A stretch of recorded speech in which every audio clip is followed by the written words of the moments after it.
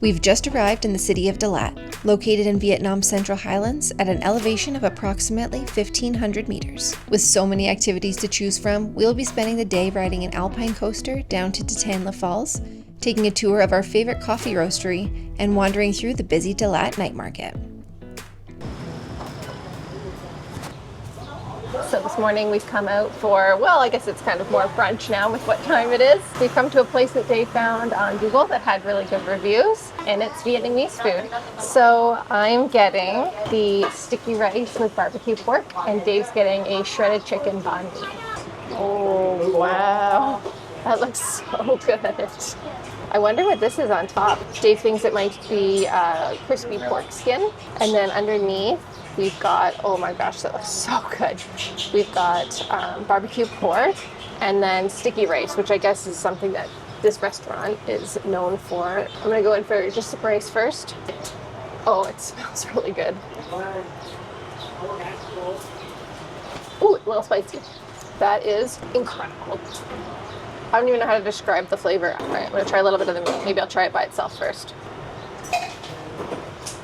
Okay, that's also pretty good. Kind of looks like meatloaf. I was going to say, it almost has the texture of meatloaf.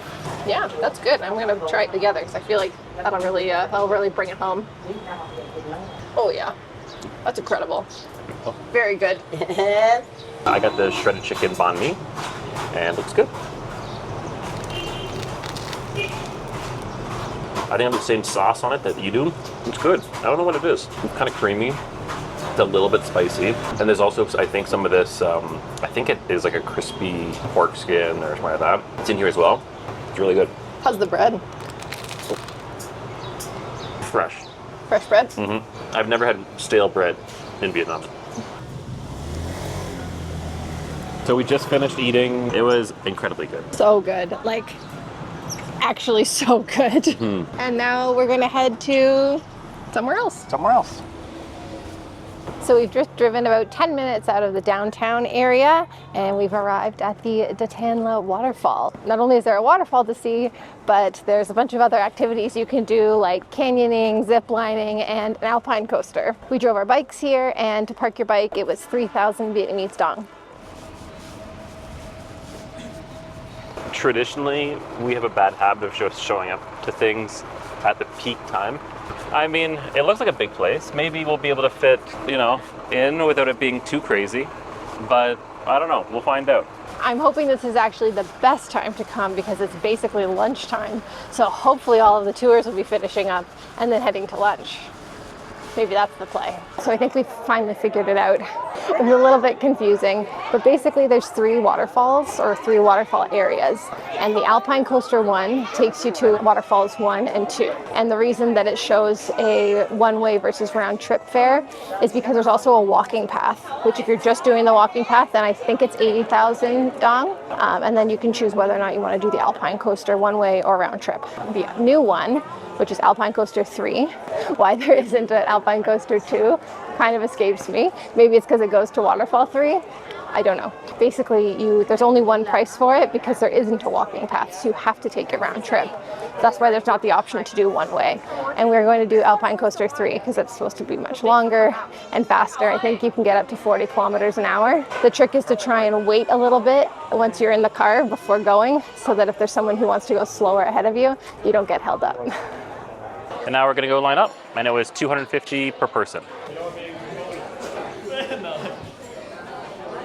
How are you feeling about it? Good. I'm always a little nervous when we're doing things that have a potential to cause injury. So it'll be fine. I'm just hoping we can do separate carts, like little coaster things. So we'll find out. Oh my gosh, I'm suddenly very nervous. One more car in front of me and then it's my turn. Let's go. I can go? Okay, the idea was to try and give myself some time.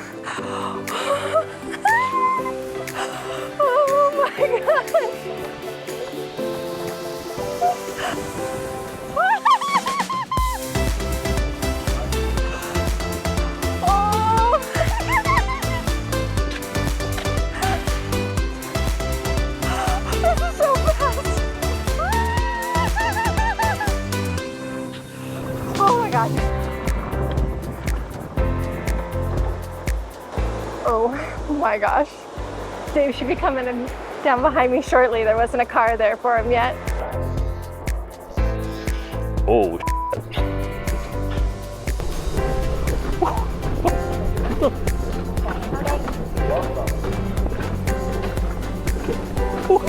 holy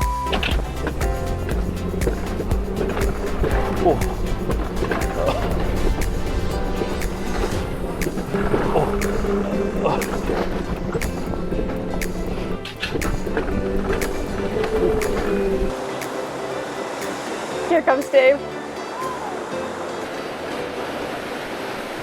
that was wild. Wild, eh?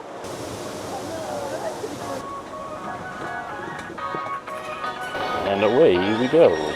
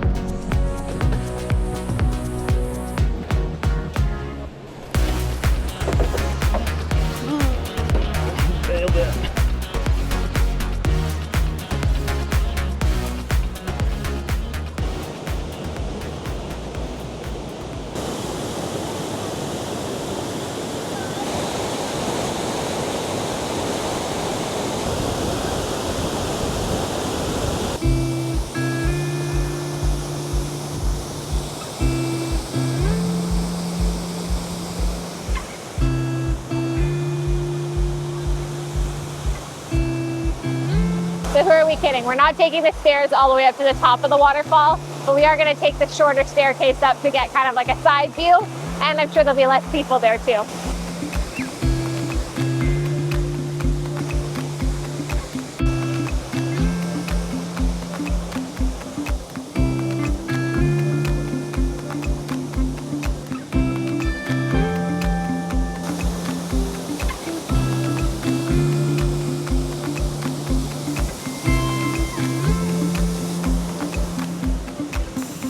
So when you come down to waterfall 3, I definitely recommend climbing even just the smaller set of stairs up to like the second level.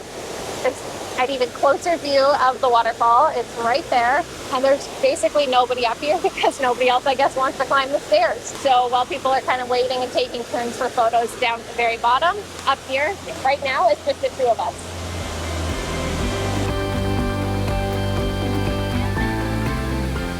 So we finished down at the waterfall, and now we're taking the Alpine Coaster back up, and this is very steep the way this is going, and I think you could probably see Dave behind me right there.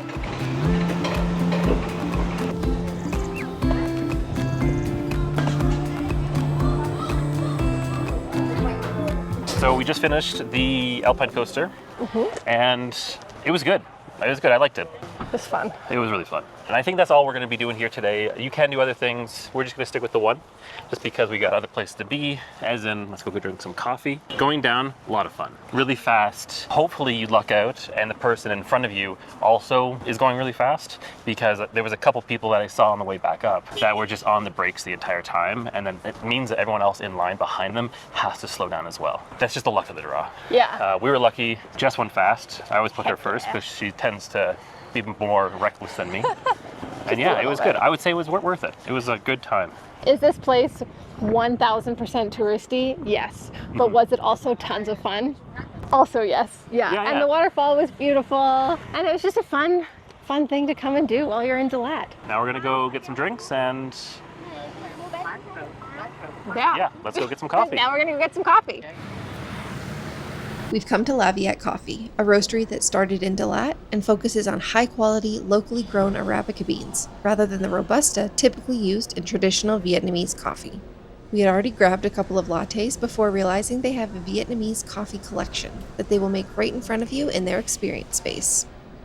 So they also do a full coffee tour of their factory every day at 9, 10, and 11 a.m. and then 2, 3, and 4 p.m. It's $2.49 right now. So we did just order 2 other coffees. We'll see if we'll be able to finish those in time to join the 3 o'clock. Otherwise, we'll hang around for a while and join the 4 o'clock tour because, yeah, I think it'll be pretty cool to actually see all the coffee being roasted and how they make it.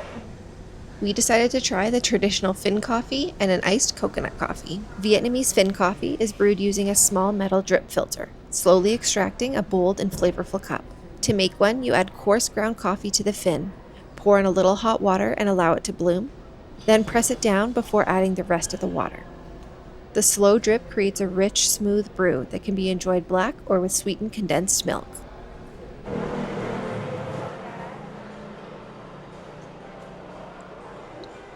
Ooh, Yep. that's good. Coconut coffee is another Vietnamese specialty. It's made by blending coconut milk, condensed milk, and ice into a frothy mix, then pouring it over a shot of strong Vietnamese coffee for a rich and refreshing drink. Oh, that's good. Is it good? Yeah, the top coconut layer, it's almost like the consistency of like ice cream, Oh, that is good. right? And neither of us like coconut. I really do like the foamy texture of the top. It is kind of just like melted ice cream. After finishing our coffees, we took a factory tour that walked us through the entire process from bean to cup. In Dalat, only Arabica beans can be grown due to the high elevation of over 1,000 meters above sea level. The coffee cherries are harvested between November and February, each containing 2 beans surrounded by fruit. And actually, because the fruit pie is normally sweet, you can try this cherry later on by tasting the flavor. I can taste this, Yeah. just bite into the side of it? Yeah, just don't swallow the beans. You just don't swallow the beans. Okay. So you can feel the sweetness in the cherry. Oh, okay. So that's why we call it honey process. There are 3 main processing methods: natural, honey, and washed. Natural processing dries the whole cherry with the skin on. Honey processing removes the skin but keeps the fruit. And washed fully removes the fruit using water for a cleaner flavor. Once processed, the beans are sorted by size, density, and color, with the ideal coffee bean having a beautiful green hue. The coffee is then roasted in batches of around 30 kilos, cooled, and then packaged for sale. To wrap up the tour, we even got to make our own Vietnamese Finn coffee.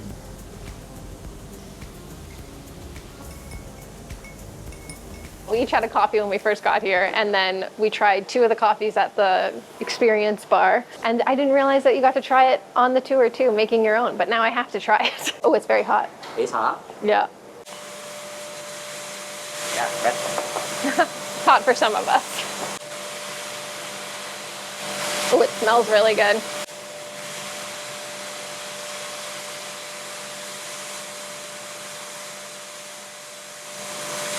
That is good. I mean, probably partially because I made it, but that's really good. Do you want to try just like a little sip? Yeah, I'll try a little bit. Yeah. Oh, that's good. That's not nearly as acidic as I thought it would be. Yeah. Well, because Yeah. this is the fully washed, right? So it doesn't have as much acidity. Okay. Yeah. I'm gonna have a little bit more, but we should probably cut it at 4 coffees in under an hour. Yeah. I'll give you a takeaway cup. Yeah, that's fine. Yeah.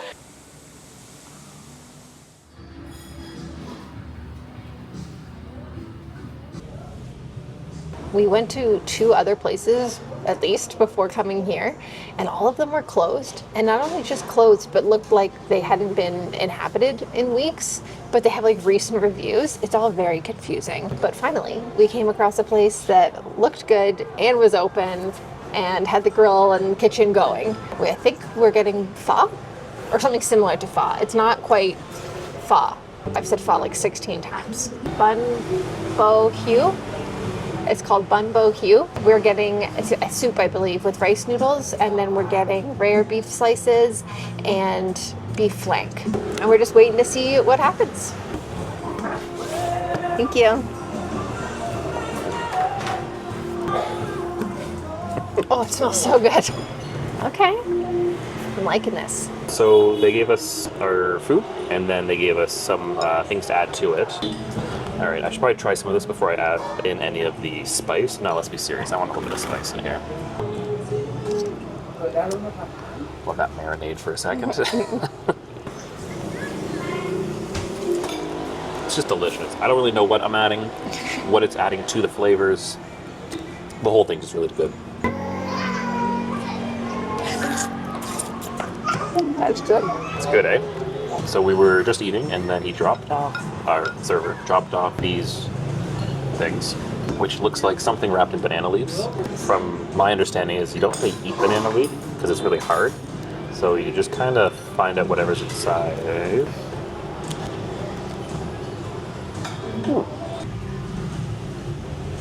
I dropped in the soup, tried to break it up, thinking that maybe it was like some sort of mix-in.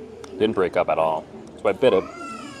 It's kind of like a hot dog. Kind of like a white hot dog. Not terrible. So I'll just stick with this one, and then we'll look it up after.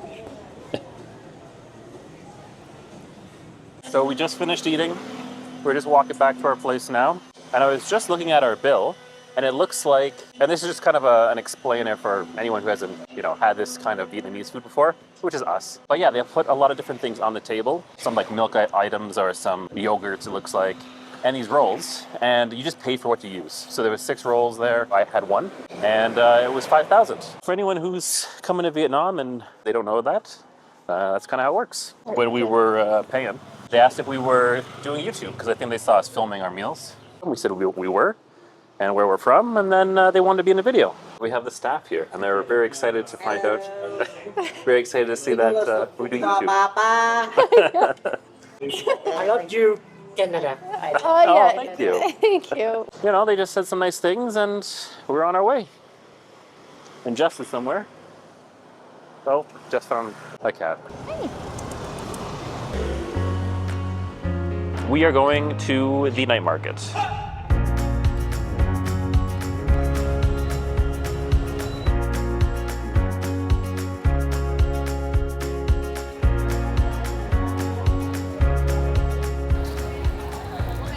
So we've made it to the Dalat night market, and we've just been wandering around for the last 5-10 minutes. Mm-hmm. There's a lot of fresh fruit and produce here, and it looks incredible.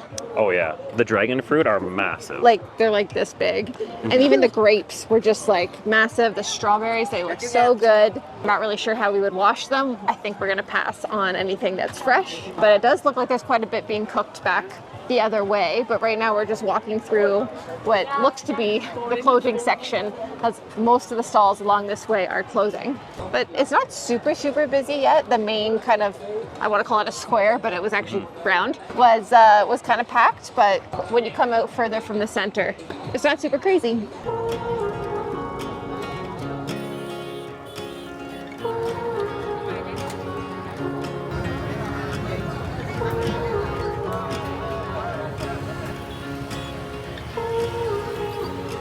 All right, so we've just made it through the night market. We survived. There's a lot of people. It got actually very packed down that main strip. Mm-hmm. Yeah, and if you wanted to eat something and you went over to look at the food, there were just multiple people with their menus just yelling at you to sit down. We were just trying to tell them, no, we're just looking. It was fun though.